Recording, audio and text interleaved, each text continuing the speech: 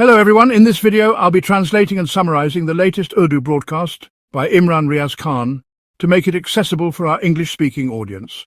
Let's go through the key developments and insights in Imran Riaz Khan's words.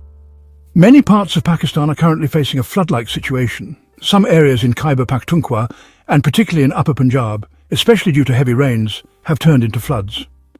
Why is this happening? Look, it's not that such rains have never occurred in Pakistan before. It does rain heavily in Pakistan, but in the past few years we've been seeing this more and more. And you can't blame just one government for this. This has been an ongoing issue for a long time.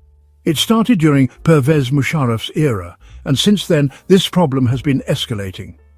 Over the last 3 years, institutions have been focusing mainly on political matters, especially the police, administration and DCs or district commissioners have been deeply engaged in political issues, leaving their core responsibilities aside.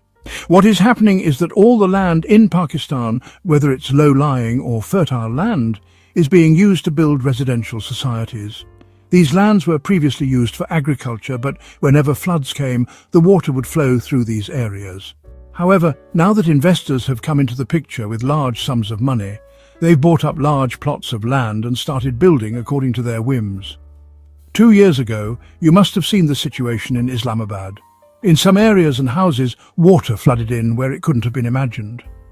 Later, it was discovered that residential societies had built barriers or roads that obstructed the flow of water, causing it to accumulate and flood. Similarly, water flow has been obstructed in various places, challenging nature, leading to vast areas being submerged. Many people have suffered losses. Their cars have been drowned, and the damage to Pakistanis has been in billions of rupees.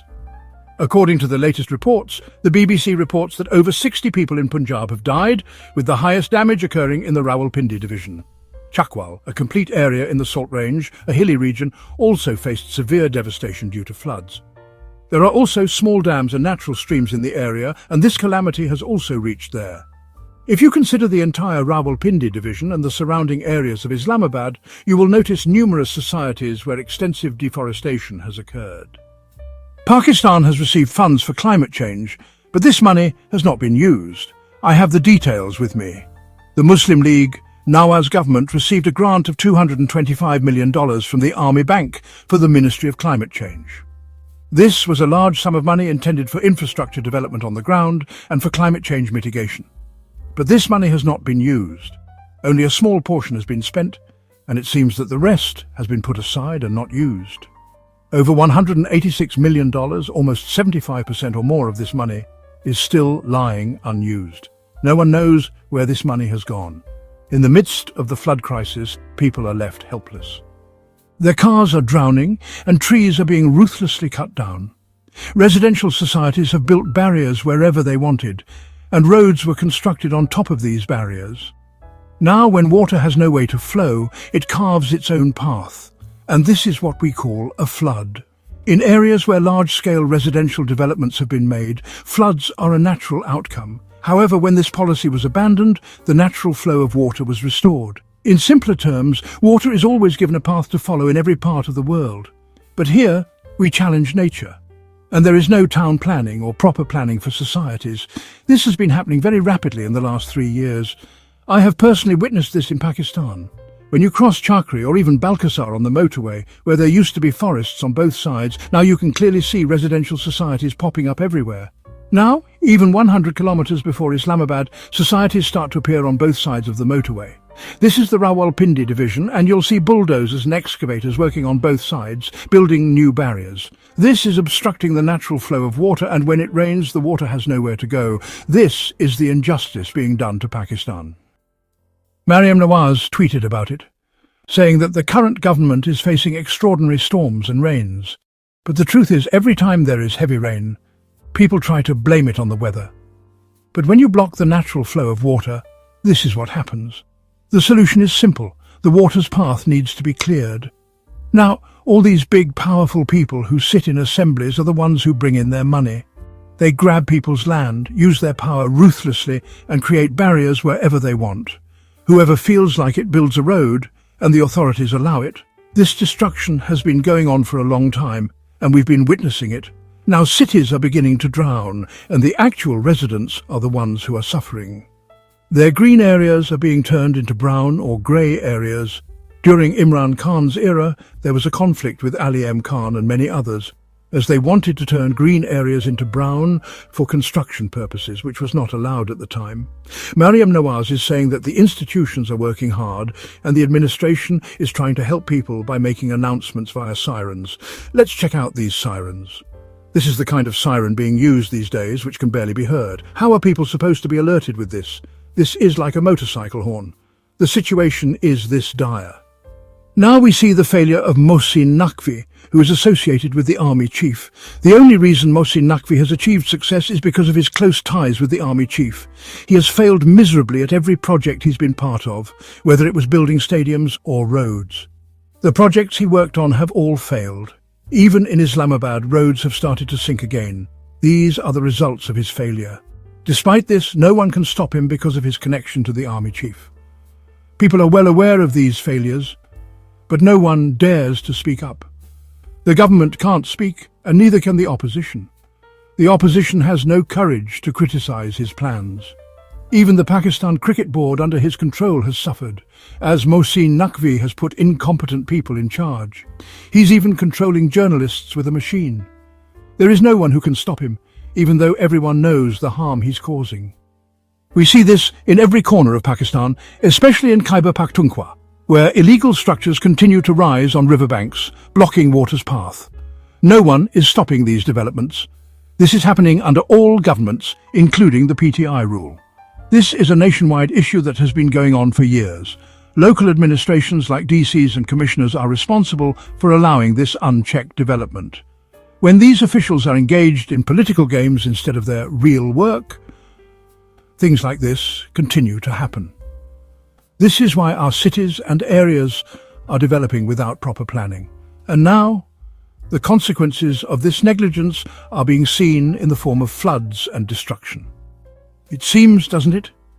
It appears in the ID card, but in the news of Don, it seems because today his mother, who is against the state, is involved. I won't go into the reasons. Imran Khan says that there is a fight between the army chief and my wife. The army chief is angry because my wife didn't protect the position of the army chief and had refused to meet him. That's what he says. But today, the system, or the establishment, has decided that this woman must be pushed against the wall. So, her name will be mentioned. The person who fired the shot will not have his father's name attached, although he's a very well-known man. In the case of Idat, he gained a lot of fame. He used to appear on all the TV channels in Pakistan for the sake of his case. He would be invited to daily talk shows to discuss the Idat case. So, Don newspaper should be ashamed. And let me tell you something else. This person should have been arrested earlier. You know when? When Kawar Manika was firing and enjoying at his son's wedding. At that time, he should have been arrested. The police were his slaves at that time. I told Usman Mudar that time, and he refused to give an answer. He called the DPO and said, "This is out of our hands, we can't do anything." At that time, they should have arrested him, beat him up, and taken him away when Usman Badar's government was in Punjab and Imran Khan's government in the centre. Had this happened, this person wouldn't have fired today. That's the truth. You have to accept this. But today, the way Don has lied, this is why Pakistan's traditional media is losing its credibility. Siyasat.pk has also reported this news. Look how they've reported it. Let me read it out for you. So these people's status will increase, their credibility will rise, and people will start preferring these channels more and watch them more because they won't do the kind of fake news that you people do, especially Don. Now, I'll say this. Siyasat.pk has reported the news. Kawar Manika's son, Musa Manika, injured a worker in the firing. The police have arrested Musa Manika. The incident occurred at Kawar Manika's farm. This is the correct way to report news. The father's name will come up, not the mother's name. When the news was to be reported, you didn't report it. When he was firing, you all ran away. When the shooting was happening during these people's weddings, when they were enjoying, you didn't arrest them. I was the one reporting while no one else was. No one was ready to speak at that time. So, don't do this. It harms the credibility of the media. Maryam Nawaz made a statement. You should check it. She gave this statement on the occasion of World Justice Day. She said, "Where the light of justice goes out, the darkness of injustice engulfs the whole nation. Without justice, no nation's fate can be bright. This is Mariam Nawaz speaking on Yemi Safa program. Does she have anything to do with justice? Right now, the entire existence of Mariam Nawaz is based on injustice. The whole family is based on injustice. They are sitting in a fake government carrying out injustice. Their mandate itself is fake. They carried out injustice in the mandate. Nawaz Sharif gets justice when he arrives at the airport. The common man gets no justice. Over 200 cases have been filed against the former Prime Minister, and he has been imprisoned. All their cases have been dismissed. They got justice. However, till today, they haven't provided their money trail. They have imprisoned more than 20,000 people in jails. Is this justice? The fake government under Form 47 is conducting this. Recently, 20 children died in an incident in Pakistan. The authorities have somehow pressured them. I have the documents with me. Look here, you can see. This is the case of the 20 children's deaths in Pakistan. The accused and the complainant have reached a settlement. The settlement deed has been signed, and after the settlement, the additional session judge has approved the bail for the accused. This is what justice looks like. They have a woman, Hina Parvez Butt. For God's sake, someone stop her. She needs to be stopped. Someone close to her should explain to her that we all will be accountable to Allah. The woman who experiences injustice, she goes to her house with a camera. These are sensitive cases. You ruin a whole family's life. In the pursuit of a few dollars, you go to their house saying, I went there on the instructions of the chief minister. You take cameras and go to their home, showing the face of the victim, their family members, and even their address to the whole world. This makes the victim's life a public spectacle. The person who suffers such injustice usually quietly reports to FIA or police. The law enforcement authorities quietly handle such cases to avoid public disturbances. But this woman goes with a camera for her publicity, and these people are claiming justice. Mariam Nawaz has imprisoned a large number of women in jails. They will bring justice? The name of justice doesn't suit their mouths. Imagine, while all of Punjab is submerged right now, the person who feels the most pain, Nawaz Sharif, is enjoying himself in Murray, with a convoy of 17 cars. As soon as the weather becomes nice and a bit of rain falls, Mian Sahib always heads to Murray to enjoy the weather because he likes it there. The convoy is being counted, and it's only MLA Nawaz Sharif.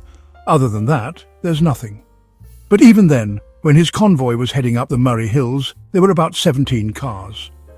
On the other side, the Baloch who came for a protest, demanding the return of their loved ones who were forcibly disappeared, are being beaten with sticks. They are being harassed. Water was thrown on them the previous time. This time they are being drenched in rain, and when you treat your citizens this way, nature will take its revenge. They wanted to put up tents, but were not allowed.